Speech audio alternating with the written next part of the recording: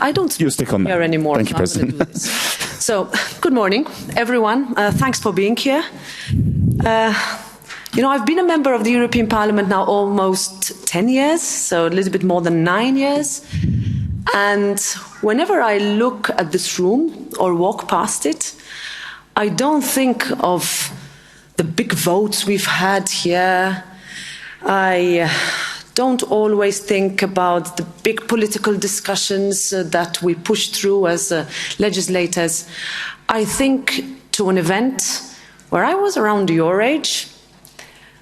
It was a little bit of a long time ago, in this room where I was a young pro-European activist working with friends, still my friends, some of them members of this House today, fighting, it was a fight, for our countries to join the European Union, explaining what Erasmus is, how interesting it was to speak different languages, how proud we were to form part of a pro-European political force that could be forward-looking, that could be progressive, that could be moderate where it needed to be moderate, but that could also provide the solutions that people look to politicians when those challenges were too much to bear. I sometimes think that today it's like student politics grown up, because that's exactly what we still talk about. And that's exactly why this Parliament is such an alive institution that wants to make your life better. Now, this might sound like a cliché. This might sound like, how often are we going to talk about what politics does? What politicians should do? Maybe all politicians are the same. My main message to you is don't let that cynicism get to you.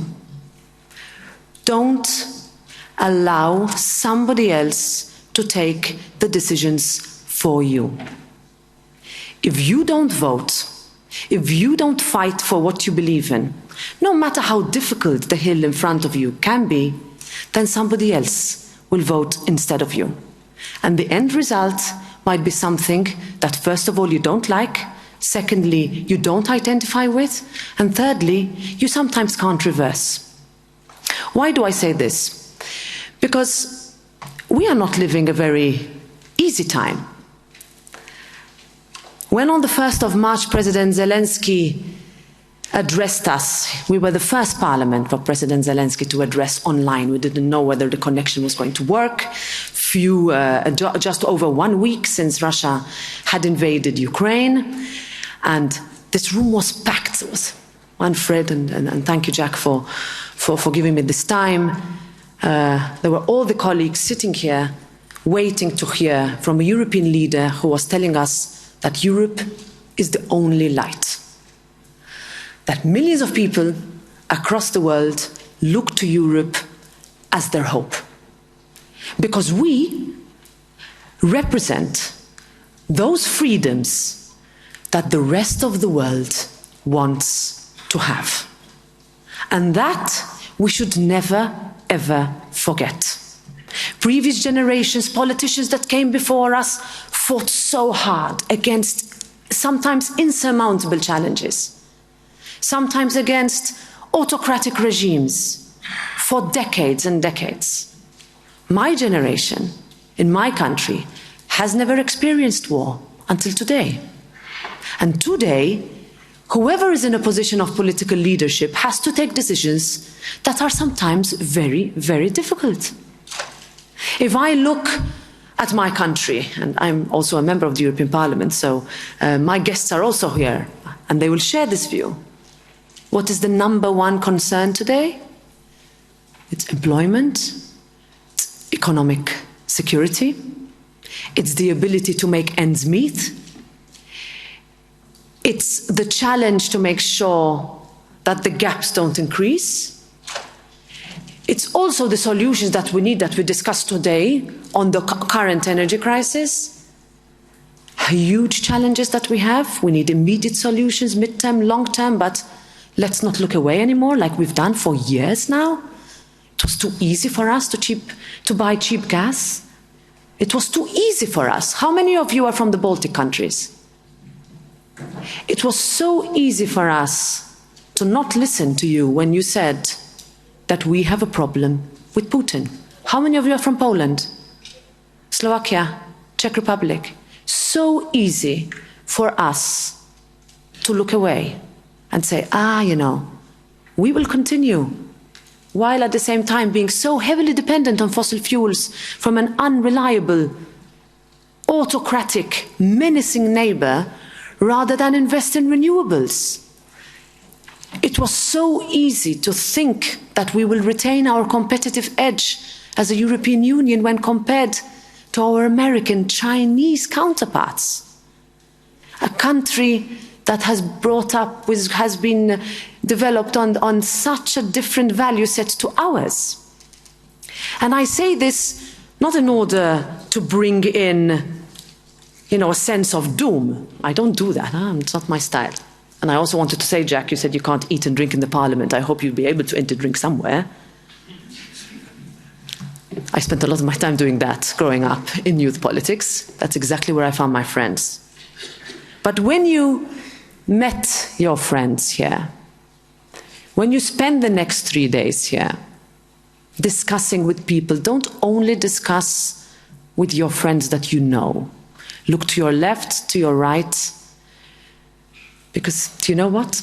When I find myself, and I'll give you one particular example, when I find myself in the European Council today with the prime ministers, there are 2 around that table that I grew up with, that I was in this very room fighting until it was, I think, 4 o'clock in the morning, and our chair there, it was Italian, he stood up on that podium, stood up actually, the ushers at the time were not super happy, in order, to try to find common pro-European solutions at the time. It was the Youth Convention in preparation for the conference of the future of Europe, which is still our future today, because that has been a very difficult position. What do we do next week? I'll give you a little bit of a snapshot into what we will do.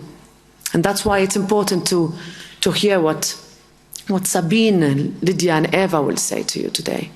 Real practical stuff.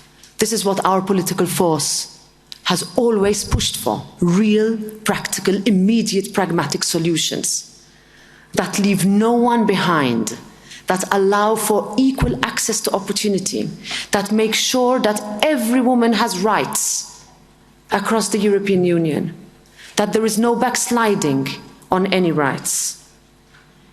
It is time for more Europe. Who would have told us 2 years ago that we would be able to finally find common solutions on health? We always said, that's a competence for member states, don't touch it. What was our first instinct when COVID hit? We closed our borders, thinking that the virus stops at police check. What did we realize the week after? We needed ventilators to move from one country to another. We needed nurses, medical doctors. What did we realize this year with forest fires? One country can't deal with it alone. We saw the help that Portugal was given. We saw the help that Greece was given. I now push a little bit further. We found huge solidarity when millions of Ukrainians, still millions today, fled their countries in the beginning of the war. There are still 5 million outside in different EU member states. There are 7 million internally displaced inside Ukraine alone. We found immediate solidarity. Are we ready to find that immediate solidarity when other people from other countries try to find refuge in Europe? That for millions of young people around the world, the only hope is Europe. The only solution is Europe. Let's not forget that these are challenges that you and us need to solve. At the same time, we also need to be proud, because the reason why people want to seek refuge in our continent is because we can offer it, we can give it. Being effective, having an effective migration policy is necessary. Return those who are not eligible make sure rules are followed, make sure that there is no discrimination. But remember that behind every statistic is a human person and a human life. That's what I, as a Christian Democrat, grow up with and have lived with. So I have a huge speech which I've ignored, basically, I just realised. But I'll just tell you two last points. First of all, there is virtue in leadership. Being elected as a politician does not make you a leader. What makes you a leader is being able to fight for what is right. What makes you a leader means standing up for others when nobody else speaks for them. And if I ask you to take away this week, is that there will always be people left behind. And it's our responsibility, collectively, to make sure that that number continues to grow smaller. And the very last point I will say is hold your politicians to account. Speak up when you disagree. They could be your best friend, they could be your local elected mayor, they could be someone you do not agree with. Speak up, because if you don't, maybe others won't. Thanks a lot. Have fun, a lot of fun, and good luck.